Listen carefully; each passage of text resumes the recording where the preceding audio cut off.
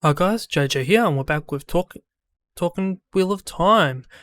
Today we'll be looking at the depiction of Egwene Al'Vere in the Wheel of Time teaser trailer.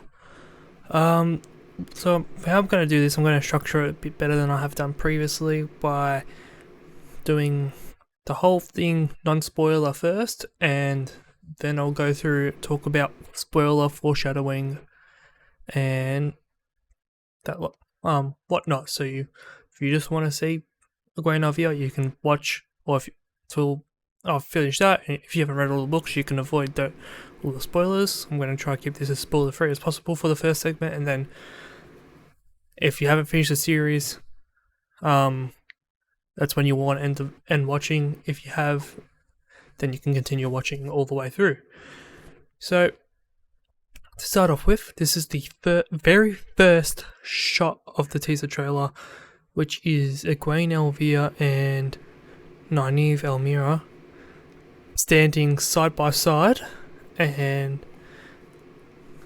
the words "be strong" are said, I'm pretty sure, and then Nynaeve pushes Egwene off a cliff and proceeds to fall in said river.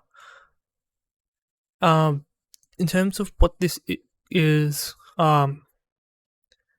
there's a few things it could be. I'm going to keep it spoiler free.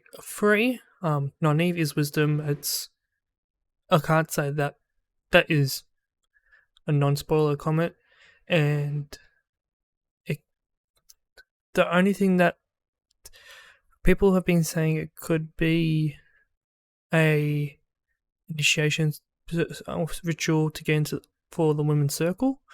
I'm not too sure, as her hair possibly, oh no, it is in a braid, so I don't think that's the case. Would have to look into more detail with it. There's not enough information known here. And then we go to Egwene walking to the Wine Spring Inn.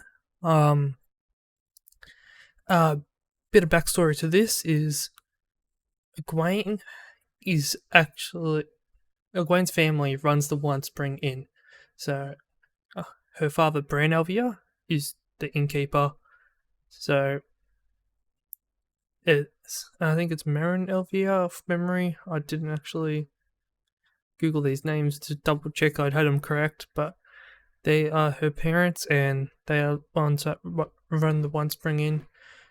Over here, it can be guessed that she's looking at Rand. Don't know exactly, but given that the trailer gives like a flash to Rand's face and he's all giddy, lovesick, real fair conclusion. And then we have this one here. I don't know for certain if Egwene is here, but let's count them out. 1, 2, 3, 4. Ooh. If that is 6, she could be there. I don't know. I included it because I think good chance. This would, if it is, would be when they're first leaving the two rivers and Nynaeve has not yet joined them. That might be a little spoilery, but I think it's that early on in the book that I think it's fine. Well, I'm gonna try to be a little bit more careful from now. And then we've got this one here. I don't have much to say about this now. I'm assuming it follows on from Nynaeve being pushed off the cliff. But I'll have some more to say about this in the spoiler section. But all I can say for now is there possibly some foreshadowing going on. And then what I find interesting is we've got Egwene pushed off cliff. Then we got this cave scene. Then we have this. So I'm pretty sure this follows on being pushed off the cliff, but I think this is different entirely. And notice that here Egwene does not have her hair in a braid.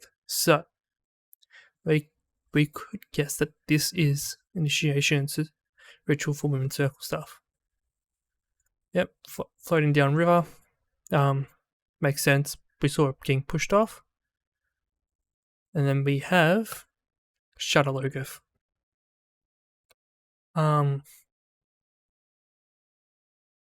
It's not really a good shot because they're all sort of far away, but you can guess from the look of her face that she's not too happy, looks a bit scared, which makes sense. Shadowlogos is not the place you want to be, with this sort of black creepiness creeping around. And again, over here, the fog. It's supposed to be like a fog, but it's more oily and sleek. It honestly, to me, it feels like the way Sardine is described, but trying to keep it spoiler free. But Egwene is here with Perrin. I do want to be careful what I say here, but it makes sense that just these two are together here. It means they're going to be following, or most likely they will be following the structure of the books. And then we have here, which I'm assuming goes back to Emond's Field, although I do think this is somewhere else. We haven't seen Shinar here, but I have a feeling it could be there, but I'm not too sure. So don't want to jump to conclusions here. And then we can continue on to what I believe to be Winter's Night, because the trailer does jump to and from Winter's Light. You still got that orange light, which looks to be possibly some weave remnants there, but the orange light from the lanterns, paper lanterns on Winter's Night, so definitely possibly there. And then we have the Waygate. Now, I do not know what is going on here. I think based on this there is some changes to the storyline, but I'll do that later. But I do believe, if I was to guess, well, we know that's Moraine. There's also someone else behind on Eve, but I believe that to be Loyal. I believe, if I was to guess, where my cursor is now, that might be Egwene. Looks like a small person, could be wrong, but yeah, everybody is got different opinions about this one. There's a lot of people talking about it, but yeah, Egwene should be here if we're going by the books. Now, I have some spoiler text. So you should be able to see spoilers here now. We're going to be talking about spoilers now. So you got about 5 seconds more to click off, but that's about it. Now, in terms of here, this doesn't follow anything in the books, so the Egwene being pushed off a cliff, it is complete speculation, but it could also be with Egwene being trained as a wisdom, given that she does have her hair in a braid here. You can see it better there, so that's my only guess. With that, one spring in, we know Rand and Egwene were betrothed, so it makes sense that they're sort of got lovey eyes for each other, which is the same with that scene there.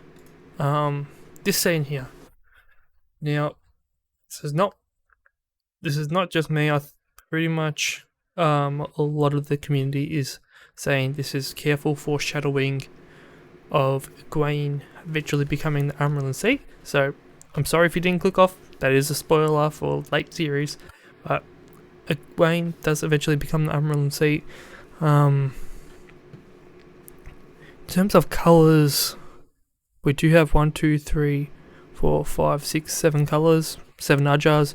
Got red, green, blue, and what can be argued as grey, brown, yellow, and white. Oh, as best as they can sort of match it, but I'm sure the water's distorting it, so you're not actually going to get those 7 colours, but as close as you can get.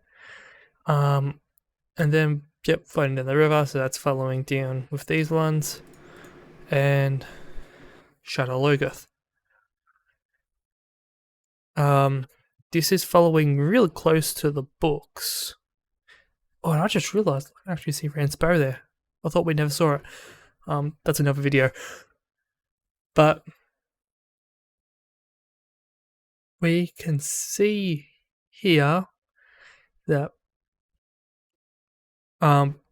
Perrin, Egwene, and Rand are together. This is consistent because they do run off together to begin with, and then Rand gets separated, and Egwene and Perrin gets isolated just by the two of them, and eventually they stay together from Shadow Logoth for the rest of either world. But that is why I said this does make sense. It looks like they're following the storyline of Shadow Logoth pretty strict, so I can't fault it at all. And then Egwene and Rand, again, like I said, we know in relationship. It looks like here it's going to be a more intimate relationship than just looking at each other. It looks like they have a more intimate relationship. So, like, Egwene's not worried to be naked around Rand, and Rand, Egwene. Like I said, this could be Shinar, but given we haven't seen Shinar anywhere, really don't know where this is. It doesn't feel like Emond's Field, which is why I'm guessing this is Shinar. For all we know, this could be Barrowline, this could be any number of places, but from this we know they have an intimate relationship, and those of you who've read the series will know that doesn't last, but yes, they do have an intimate relationship. And now we have these here with the knives and stuff.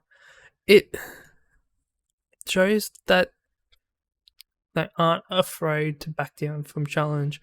They will defend themselves if they can. Very much Nynaeve taking the forefront does really symbolise their relationship really well. With Nynaeve always wanted to take care of him. And finally, here, not much to say. Except for my speculation about Egwene being them, but it does appear, if I was to guess, that perhaps Moraine, Lan, and Nynaeve separate. Moraine finds Nynaeve, Perrin and Egwene, and Lan and Nynaeve find Rand and Mat, and they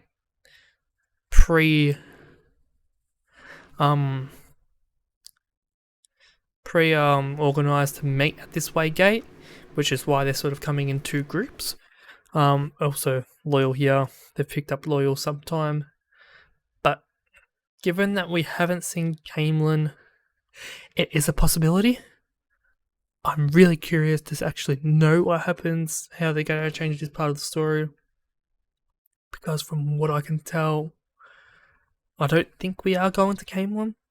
I don't think we are going to see Elaine for season 1, but fingers crossed that, well, not fingers crossed, I'm not really hoping anything here, but I'm pretty sure I would put my money on that's sort of how that's going to play out, despite how it plays out in the books. And yeah, so that's pretty much all we have to talk about Egwene Al'Vere. I do have a fun fact to throw in here, which it's not really talked about too much in the books in relation to Egwene and Nynaeve, but it is Rand. Having Al, before your last name, like Lan Al Mandragoran, in the Borderlands, depicts a noble title like a lord, or king, or queen, or, well, any sort of royal blood. So, Egwene Al'Vere, her family line could likely, back when Manetheren was a thing, have been noble blood as well. I just thought of that before I made this video, so I thought I'd throw it in there as sort of a closing extra fun fact. But yeah, thank you guys for watching. If you got any comments, suggestions, or ideas in relation to Egwene Al'Vere or any of the other characters or any of the scenes in the trailer, please do leave a comment and consider subscribing. Thank you guys for watching. Bye bye.